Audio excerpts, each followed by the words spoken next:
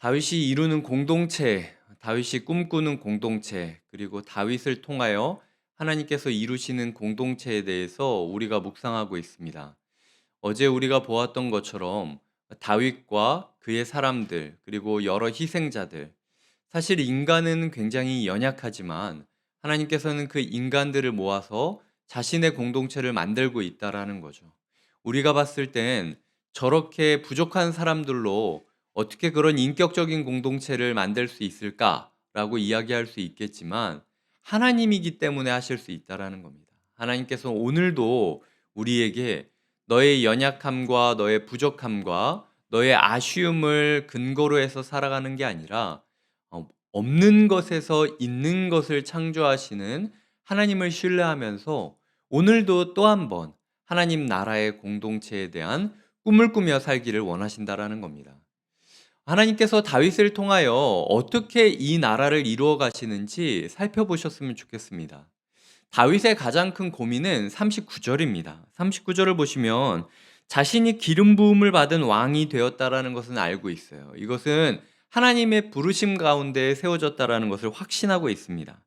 하지만 자기가 약하기 때문에 문제라는 거예요. 내가 설득하지 못하고, 내가 조율하지 못하고, 내가 아브넬이 납치당하는 것을 알지 못하고, 내가 아브넬이 죽는 그 순간에 막아주지 못하고, 그저 할 수 있는 것은 상황을 지켜보고 슬퍼하는 일밖에 없다라는 사실이 다윗의 마음을 무너지게 만드는 겁니다.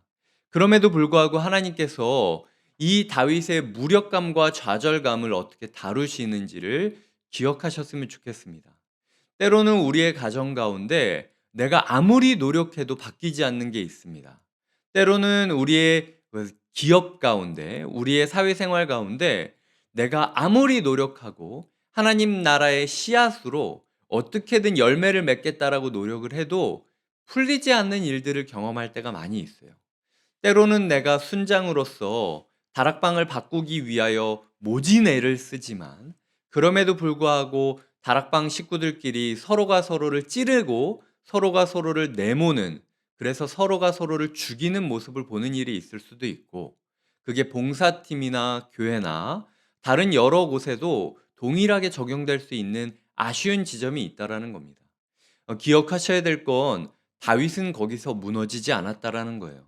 다윗이 지금 그 누구에게도 탓을 하면서 나는 다 모르겠다 이런 식으로 책임 전가를 하고 있지 않습니다. 그는 불편한 상황이라 할지라도 잘못된 것을 잘못되었다라고 이야기를 하고 적극적으로 자신이 할 수 있는 방식으로 그 문제에 개입을 합니다. 대신 사울이 하였듯 강압적으로 찍어 누르고 위압하고 위협하는 것으로 방식을 삼는 것이 아니라 철저하게 인격적인 방식으로 사람들이 그 문제점을 인식하고 그들이 최대한 회개하며 인격적인 공동체로 다시 나올 수 있도록 노력하는 모습을 보이고 있다라는 거죠.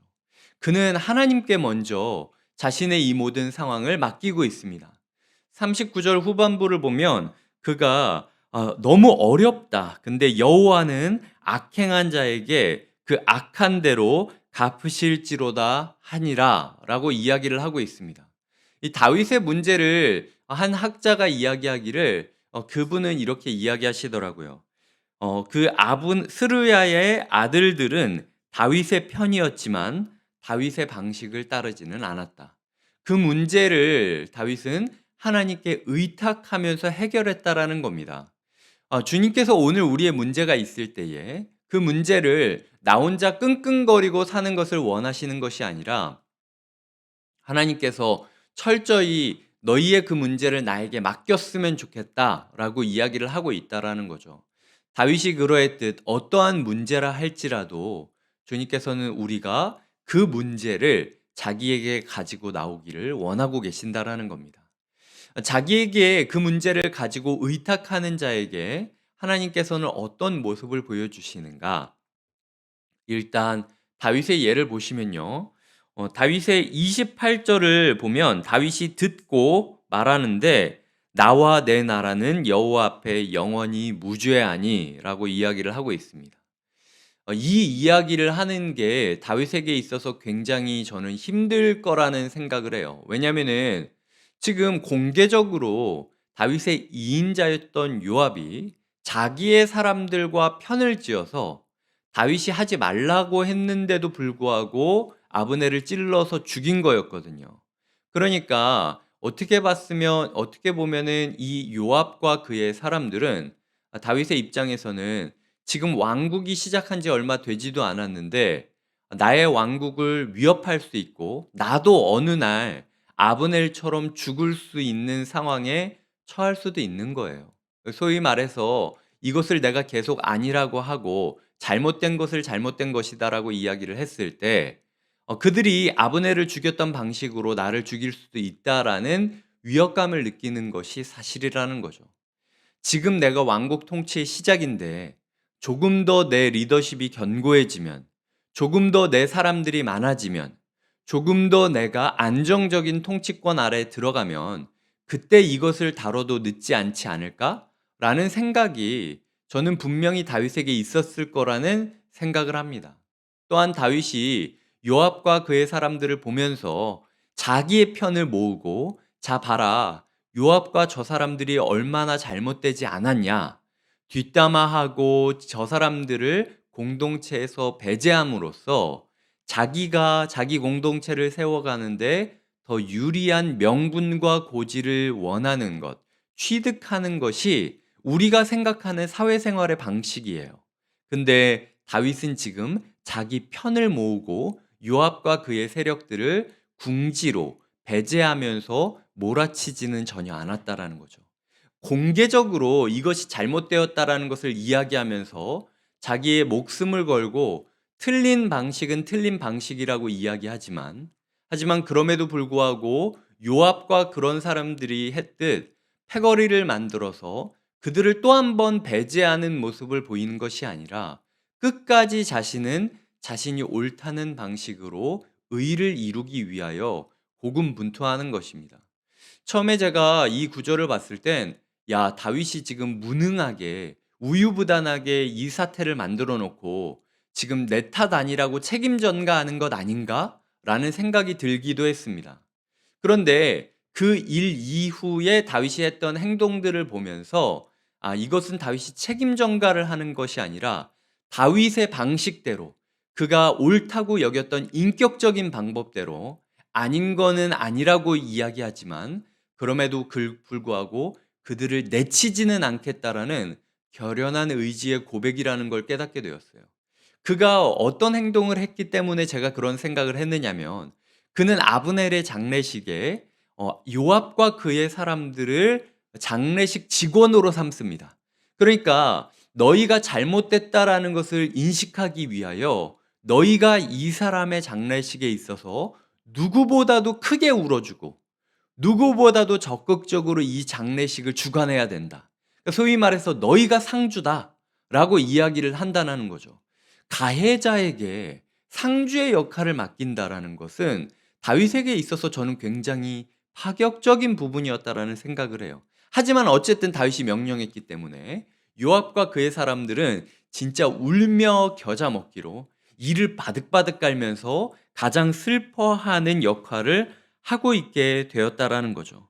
그는 특별히 아브넬을 위하여 애가를 짓습니다. 공개적으로 역사에 기록되기를 나의 방식은 내가 꿈꾸는 나라는 이런 나라가 아니다. 누군가가 누군가를 상처 주고 누군가가 누군가를 배제해서 남겨진 사람들끼리 자위하면서 그냥 우리 공동체는 괜찮다라고 말하는 그런 공동체가 우리가 꿈꾸는 나라가 아니라 한 사람도 살리기 위하여 아파하고 슬퍼하고 때로는 상처받는다 할지라도 그럼에도 불구하고 영혼을 살릴 수 있다면 기꺼이 오해받고 기꺼이 상처받고 기꺼이 아파할 수 있는 공동체를 이루는 것이 나의 꿈이다 라고 애가를 지어 부르고 있다라는 거죠. 37절을 보면 이 날에야 온 백성과 온 이스라엘이 넬의 아들 아브넬을 죽인 것이 왕이 한 것이 아닌 줄을 알았다라고 이야기를 하고 있습니다. 이 날이 되어서야 알았다라는 거죠. 사람들끼리 계속 설왕설래했을 겁니다. 사울의 통치 아래서 살았던 사람들이기 때문에 명분이 저렇게 이야기를 해도 결국은 지 좋은 사람들만 붙잡고 있게 하려는 걸 거다. 명분을 이렇게 간다 할지라도 적당히 면피하고 결국은 요압과 그의 사람들을 잘 달래주고 끝내는 것일 거다라는 식으로 생각하던 사람들이 그날이 되어서야 그게 아니구나. 다윗이 진짜 추구했던 공동체가 사람들이 네 편이냐 내 편이냐 이런 걸 가리고 서로 정치질하면서 자기들끼리 그 소위 말해서 자기들끼리만의 공동체를 만드는 것이 아니라 불편하고 어렵고 나의 마음 가운데 부담되고 때로는 복수심이 일어나는 게 당연하다라고 느껴질 정도로 불편한 사람이지만 그럼에도 불구하고 그를 끝까지 포용하는 것이 다윗이 추구했던 공동체였다라는 사실을 그날이 되어서야 알게 되었다라는 겁니다. 근데 그날이 언제였냐? 35절부터 보면 석양에 뭇 백성이 나와 다윗에게 음식을 권하니 다윗이 맹세하여 이르되 만일 내가 해지기 전에 떡이나 다른 모든 것을 맛보면 하나님이 내게 벌 위에 벌을 내리심이 마땅하니라 하매 온 백성이 보고 기뻐하며 왕이 무슨 일을 하든지 무리가 다 기뻐함으로 라고 이야기를 하고 있습니다. 저는 이게 굉장히 아이러니한 부분이라고 생각해요. 다윗 왕이 지금 이 일을 다윗 왕이 죽이라고 한 거 아니지 않습니까? 자기들끼리 치고받은 거예요. 그리고 다윗 왕은 이 부분에 대해서 책임이 없는 걸 역사가도 알고 있습니다.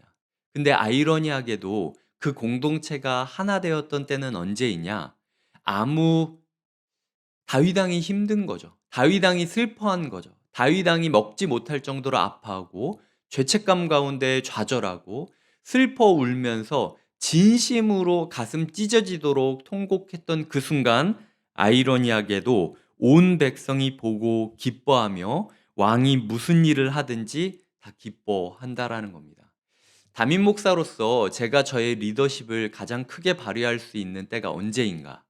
모든 리더십은 다 36절의 모습을 원해요.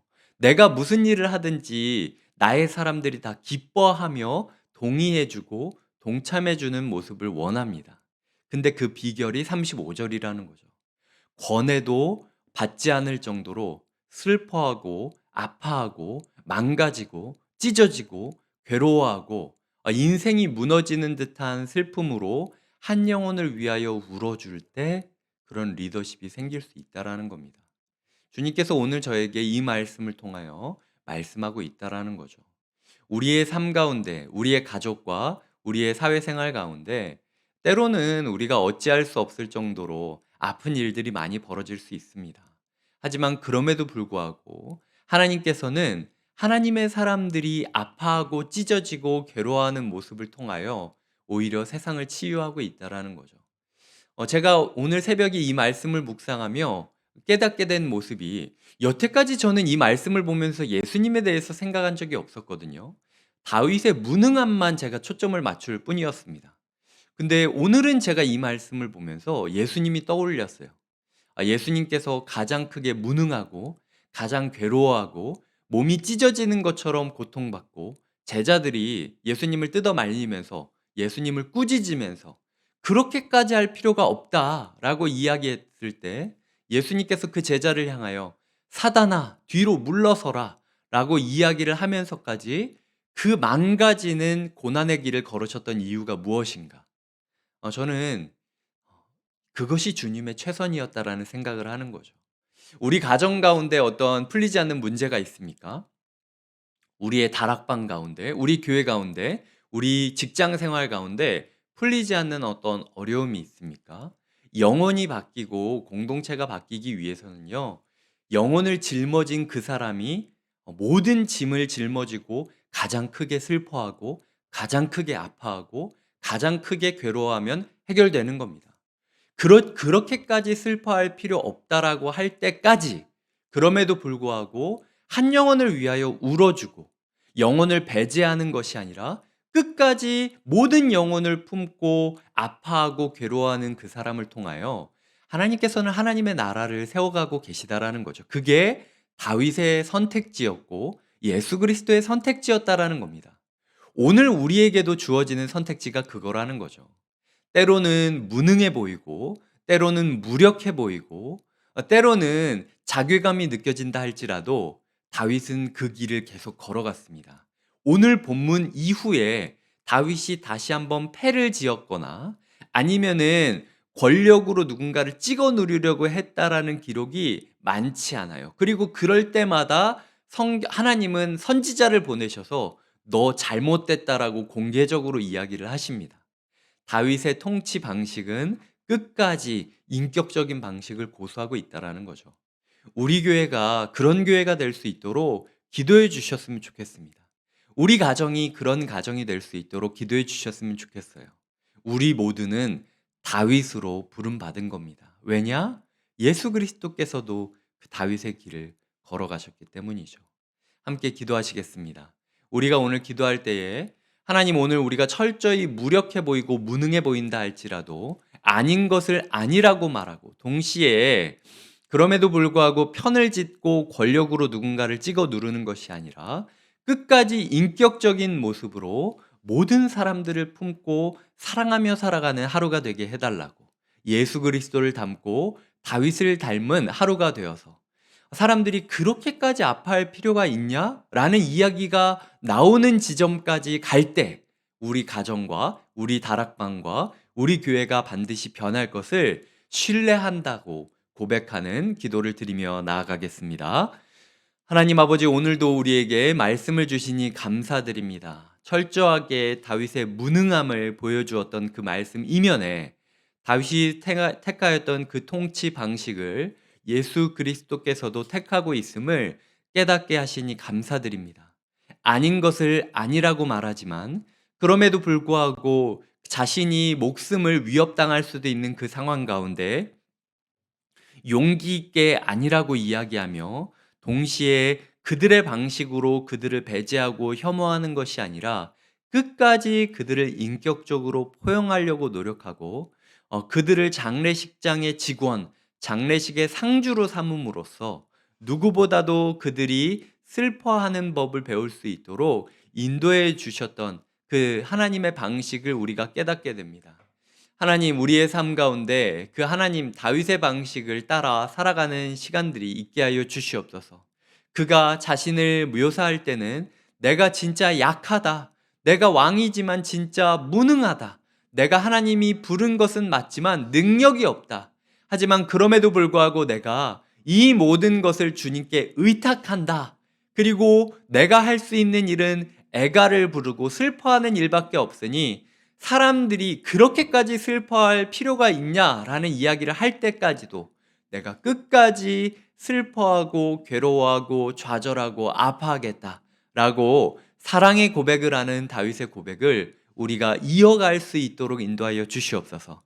아이러니하게도 다윗이 가장 크게 망가졌을 그때에 백성들은 가장 크게 기뻐하며 다윗의 통치를 즐거워했습니다.